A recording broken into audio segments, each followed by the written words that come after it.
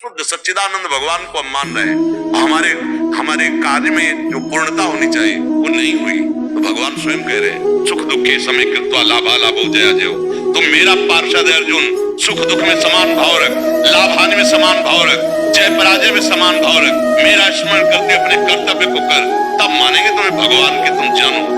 कामना पूर्ति के लिए मंदिर चले गए, कामना पूर्ति के लिए 2-4 अगरबत्ती लगा दी, कामना पूर्ति के लिए थोड़ा सा भेंट समर्पित कर दिया महालक्ष्मी पति को, उसे काम बनने वाला है क्या? और अगर आप भगवान को अपना मान करके चुल्लू भर जल दे दे तो बिक जाएंगे वो। पत्रम पुष्पम फलम तोयम ये में भक्ता प्रेक्षति। कामना की पूर्ति के लिए अनुष्ठान करना होता है, अनुष्ठान है नहीं, कामना पूर्ति कैसे करोगे? अब भगवान के समर्पित हो जाओ, अब जो ही प्यारो करे सोई मोहि भावे। दूसरी बात हो गई, 100 रुपया कमाओगे, मेहनत करोगे, तब तुम्हें पता चलेगा 100 रुपया कैसे आते हैं। और वही अरबपति आदमी आपको गोदनामा ले ले तो कोई मेहनत नहीं करनी पड़ी, पूरे अरबों रुपए आपके हो गए। ये है शरणागति। तुम्हारी श्रद्धा से भगवान में क्या फर्क पड़ता है? तुमको भगवान नहीं है, भगवान है, उनको क्या फर्क पड़ता है? वो तो है ही, तुम्हारे में फर्क पड़ जाएगा। वो है, रो, उनको पुकारो, उनका आश्रय ले लो, वो बचा लेंगे। जैसे प्रवाह में बहते चले जा रहे हो, कामनाओं की पूर्ति होना क्या भगवान को मानना है? यही मर्जी आजकल बहुतों का प्रश्न है, यही नहीं है। अज्ञान की धरा करते मनमानी आचरण, समझ में आ रहा है? पापाचरण, और चाहते हैं परम पदवी, चाहते हैं सुख और करते हैं पापाचरण। देख अपने हृदय को ध्यान करके, यहाँ बैठे हैं या बाहर कहीं सुन रहे हो, जाओ जिसके कान में पड़े अपने हृदय में थर्मामीटर सत्य का लगा करके देख तेरे कैसे आचरण है। अगर उनका खुला हो जाए हिसाब किताब तो तुम भी मानोगे कि हाँ पक्का यही होना चाहिए। अगर दूसरा कोई जरा सा गलती करता है, हमारे अंदर क्षमा नहीं आती, और हमने हजारों गलतियां अपनी दबा दी, हजारों गलतियां ऐसी पड़ी है जिनका दंड मिलेगा, वो कर्म किसी को बख्शने वाला नहीं। और जब वो दंड देने को उतरता है, बोले कहाँ है भगवान? उस समय नहीं देखा था कि भगवान देख रहा है। जब पापाचरण कर रहे थे, जब अशुद्ध आचरण कर रहे थे, ये जन्म जन्मांतरों की बात कह रहा हूं। अब होश में हो जाए, हिसाब किताब जो आ चुका है, इस जीवन में जो दुख सुख आने वाला है, उसे सहजा, नाम जप कर, अच्छे आचरण कर, पाप आचरणों का त्याग कर दे, तो अंतिम तक तुम्हें वो पदवी प्राप्त हो जाएगी जहां न दुख है न सुख है, एक महान परमानंद है, आनंद ही आनंद है। ना जन्मना है, न मरना है, न किसी तरह का कोई चिंता है, न शोक है, न भय। उसके लिए भजन कर रहे हैं, इसके लिए थोड़ी भजन कर रहे हैं। इसको तो नष्ट ही होना, आदमी तो कल नष्ट हो जाएगा, बचा पाओगे क्या? तो बस जो भजन कर रहे हैं, जो सत्य मार्ग में चल रहे हैं, वो शयन करते हुए सच्चिदानंद की प्राप्ति के लिए कर रहे हैं। कहाँ भगवान से अपनापन है? अपनापन तो शरीर से है, अपनापन भोगों से है। भोग मिले, शरीर स्वस्थ है, हमारी कामना पूर्ति हुई, वो बहुत जय हनुमान जी की, जय राम जी की, जय कृष्ण जी की, जय किशोरी जी की। और अगर कामना पूर्ति नहीं हुई, कर्म के परिणाम से दुख आया है, तो कहाँ भगवान गया? ये आचरण हो रहे तो दुर्गति होगी। निकलते आस्था है, आस्तिकता है तो बचा लेगी, अगर नास्तिकता है तो वो तुमको और भ्रष्ट करती चली जाएगी, और परिणाम तो भोगना ही पड़ेगा। ये मृत्युलोक कर्म भूमि है, पूरी संपूर्ण कर्म भूमि। जैसे खेत में जो बोओगे वही काटना पड़ेगा, ऐसा नहीं कि वो आप जो है नीम और आपको उसमें अंगूर मिल जाए, ऐसा नहीं है। गेहूं बोओगे तो सरसों को नहीं मिलेगी, सरसों बोओगे तो गेहूं नहीं मिलेगा। इसीलिए ये शास्त्र बने, संत जन उपदेश कर रहे, सत्य मार्ग में चलो, गंदे पापाचरण मत करो जो तुम्हें दुख देने वाले, जो पूर्व के हैं उनका भोग लेते हैं। राधा राधा राधा, इससे हमें सामर्थ्य मिलेगी कि सह जाएंगे, आगे बढ़ जाएंगे। सदैव न दुख रहता है न सुख रहता है, सदैव न विपत्ति रहती है न संपत्ति रहती है। इस सृष्टि का क्रम है, कभी विपत्ति, कभी संपत्ति, कभी सुख, कभी दुख, तो इसको हम झेलते हुए निकल जाते हैं। राधा राधा राधा राधा करते हुए चले जाते हैं। मर्जी क्या भगवान से मांगे ही ना? नहीं मांगिए, पर छूट दे दीजिए कि प्रभु उचित हो तो आप पूर्ण कर देना, और अगर उचित नहीं है तो हे मंगल भवन आप कभी पूर्ण मत करना। और आपकी पूर्ण करोगे तो आपकी जय बोलेंगे, और पूर्ण नहीं करोगे तो भी आपकी जय बोलेंगे। तब तो हमारा माना जाएगा कि आप भगवान पर श्रद्धा रखते हैं, हम भगवान को मानते हैं। हाँ, हमारी बात बन गई तो जय गुरुदेव, बात नहीं बनी तो छवि निकाला फेंक दिया, कोई ताकत नहीं। ताकत को तुम बना, उनकी ताकत तो असीम और अनंत है। अभी कहाँ अपनी वासनाओं में घूम रहे हो? पर जी बहुत बड़े स्तर पे यही मानसिकता है महाराज जी, बहुत बड़े स्तर पे। फिर कैसे समझाया जाएगा? जब तक आप आस्था नहीं रखोगे, समझोगे नहीं। अरे स्वयं भगवान का राज तिलक हो रहा है सुबह, उतनी में 14 वर्ष का वनवास हो जाता है। ऐसा हो कि भगवान अवतरित हुए, जय जय जय जय केवल होती रही है, ऐसा नहीं है। आप पूरे चरित्र पढ़ करके देखो, नंगे पैर 14 वर्ष वन को, और 16 राज तिलक होना था चक्रवर्ती सम्राट पद पे। भारी विपत्ति, पूरी अयोध्या में विपत्ति। महाराज दशरथ फूले नहीं समा रहे थे कैकेयी के भवन में जब जा रहे थे कि प्रिय रानी है, सूचना देंगे कि प्राण प्यारे राम का राज्याभिषेक हो रहा है। क्या हुआ? प्राण निकल गए भगवान के वियोग में। क्या है ये लीला? आप पढ़ करके देखो।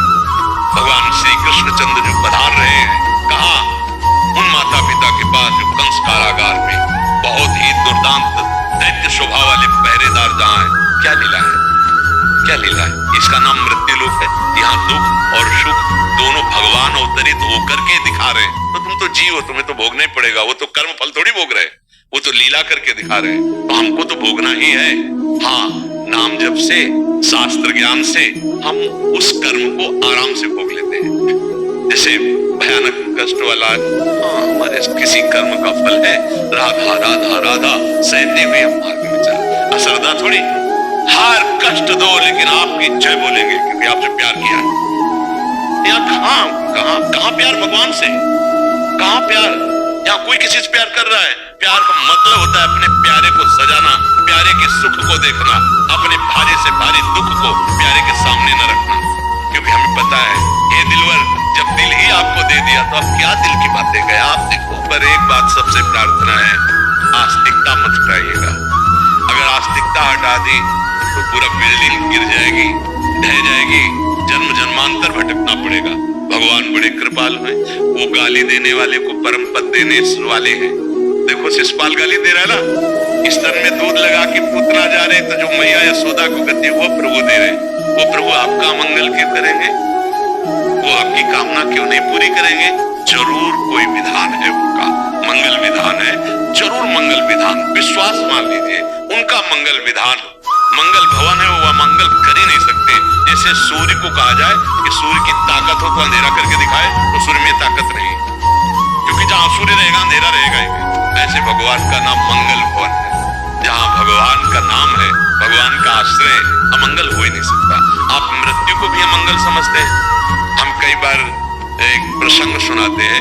एक प्रताप राय जी नाम के बड़े महाभागवत थे। उनकी जो बहन थी, उनके पति जो है वो बहुत बीमार हो गए, वो मरणासन में पहुंच गए। उनको पता था मेरा भाई बहुत भजनानंदी है, अगर ये भगवान से प्रार्थना कर दी तो निश्चित हमारे पति ठीक हो जाएंगे। मालती जी नाम था। वो आई और कहा भैया आज तक हमने आपसे कुछ नहीं मांगा। प्रताप राय जी से रात दिन वो गृहस्थी में रहते हुए भजन परायण, कभी भगवान से कोई याचना नहीं करते थे, निष्काम भक्त। उनका भैया हमारा सुहाग उजड़ रहा है, यदि आप भगवान से प्रार्थना कर देंगे तो बच जाएंगे।